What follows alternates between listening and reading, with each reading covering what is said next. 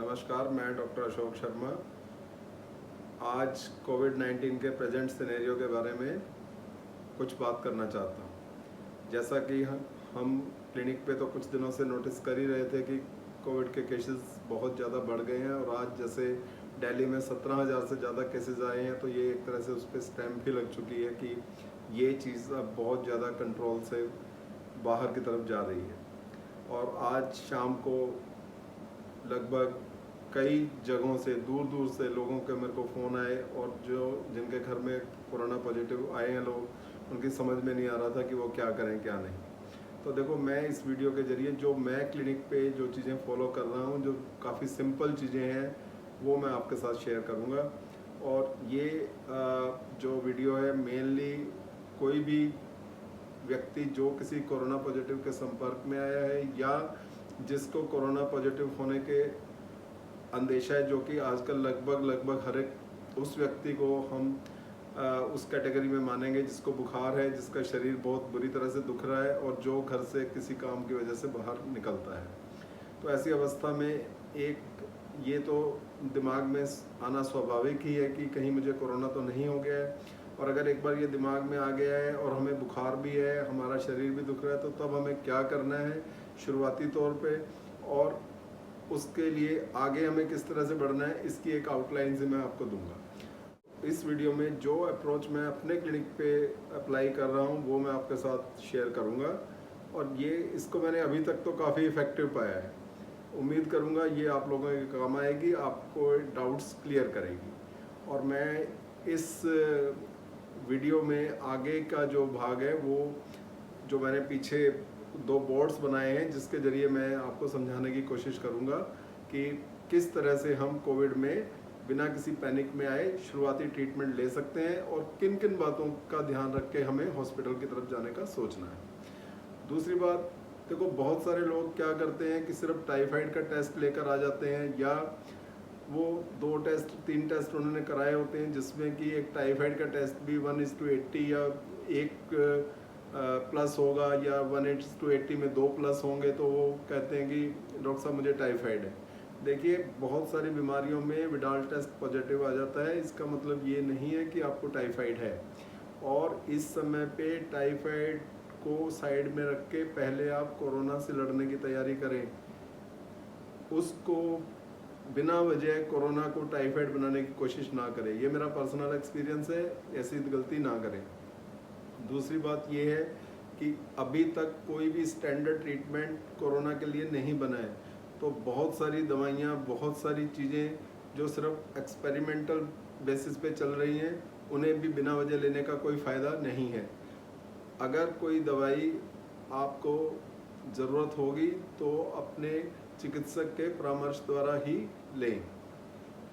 लेकिन मैं अभी सिर्फ उन्हीं दवाइयों का यहाँ पे जिक्र करूँगा जो आप ले सकते हैं और जो इस पूरी महामारी के दौरान मैंने पिछले 1 साल में जिनको इफ़ेक्टिव पाया है। तो मैं शुरू करता हूँ कि मैं क्लिनिक पे इनको केसेस को किस तरह मैनेज करता हूँ। और अगर आप मेरे तक नहीं पहुँच पाते तो आप अगर मेरे पेशेंट हैं तब तो पक्का ही, और अगर आप मेरे पेशेंट नहीं भी हैं तो आप इन्हें ट्राई कर सकते हैं। इनसे आपका कम से कम कोई हार्म तो नहीं होगा, और आप इस वीडियो को शेयर भी कर सकते हैं। तो मैं अभी आपको लेके चलता हूँ पीछे ब्लैक बोर्ड पे और बताता हूँ कि अगर किसी को बुखार इन दिनों में आया है और वो किसी कोरोना पॉजिटिव पेशेंट के संपर्क में आया या घर से बाहर निकला है जहाँ उसके कोरोना पॉजिटिव के संपर्क में आने की संभावना है, तो उसे कैसे आगे बढ़ना है वो मैं आपसे डिस्कस करता हूँ। 1 मिनट में अभी हाजिर होगा। तो आइए शुरू करते हैं। जो ट्रीटमेंट हमें शुरू करना है, अगर किसी भी अडल्ट पर्सन को बुखार आ गया है और वो किसी कोरोना पॉजिटिव के संपर्क में है, या उसका एक्सपोजर हुआ है, या वो ऐसे एरिया में रहता है जहाँ काफ़ी सारे कोविड के केसेस हैं, तो बुखार के लिए उसे शुरुआती तौर पे क्या शुरू करना है वो मैं बताता हूँ।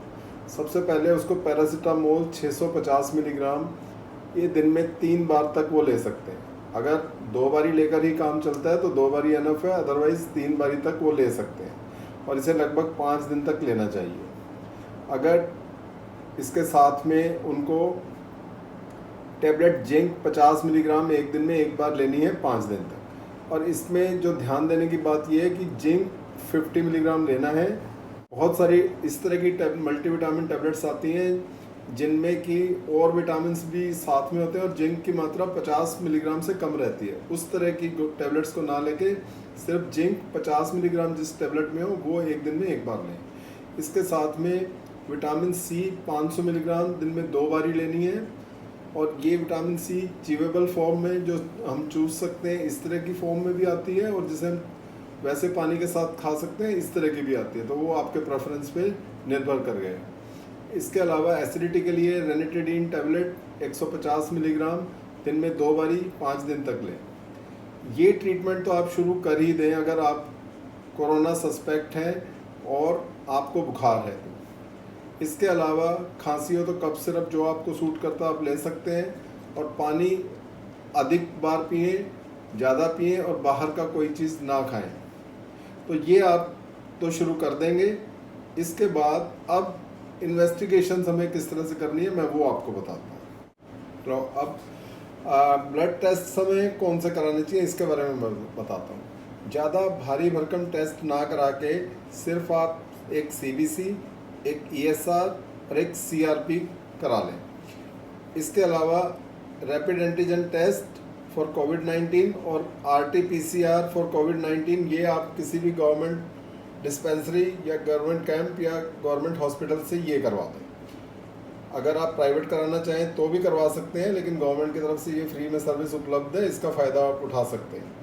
अब CBC में अगर लिम्फोसाइट्स 20 से कम हो और CRP में अगर CRP 20 से ज़्यादा हो तो इस बात की संभावना हो जाती है कि शायद हमारा कोरोना टेस्ट पॉजिटिव निकल आए।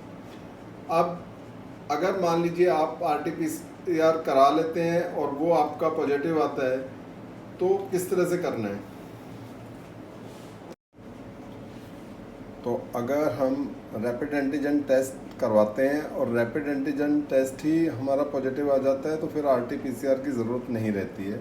लेकिन अगर रैपिड एंटीजन टेस्ट नेगेटिव आता है तो भी RT-PCR पॉजिटिव आ सकता है।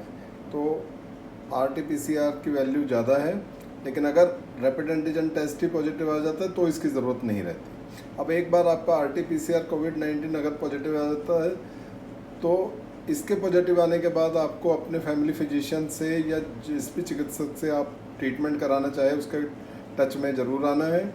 और घर में रह के आप कुछ जो मैंने दवाइयाँ अभी बताई हैं इसमें कुछ दवाइयाँ और एडिशन करके आप घर पे मैनेज कर सकते हैं, मगर इस समय पे आपको एक पल्स ऑक्सीमीटर का अरेंजमेंट ज़रूर करना पड़ेगा, क्योंकि बिना पल्स ऑक्सीमीटर के आप ऑक्सीजन को मॉनिटर नहीं कर पाएंगे। और इसके बाद जो आपको घर पे सिर्फ 3 बातों का ध्यान रखना है। अगर आपका ऑक्सीजन सैचुरेशन 94 से कम होता है, सांस लेने में दिक्कत होती है, कोई उल्टी दस्त लग जाते हैं या आप बहुत ज़्यादा वीकनेस फील करें तो आपको हॉस्पिटल में ज़रूर एडमिट होना है।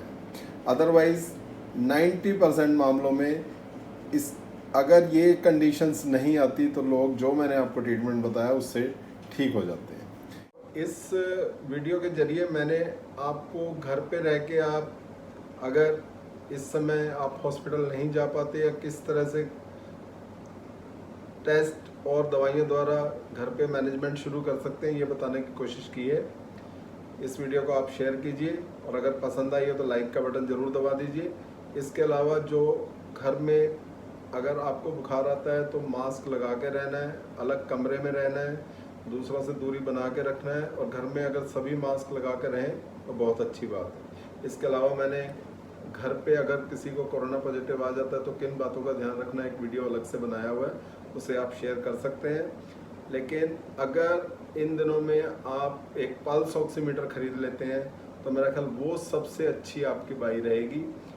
उसके बिना आप ऑक्सीजन मॉनिटर नहीं कर पाएंगे, और इस बीमारी में जो सबसे ज़्यादा किसी बात का ध्यान रखना है तो वो आपको ऑक्सीजन का ही ध्यान रखना है। ऑक्सीजन लेवल अगर 94 से कम होता है तो आपको बिल्कुल किसी भी हॉस्पिटल या नर्सिंग होम या जो भी उचित व्यवस्था जहां आपको लगे और जहां ऑक्सीजन की व्यवस्था हो वहां पे दाखिले की सोचना चाहिए। उम्मीद करता हूँ ये वीडियो आपके किसी काम ज़रूर आएगी। धन्यवाद।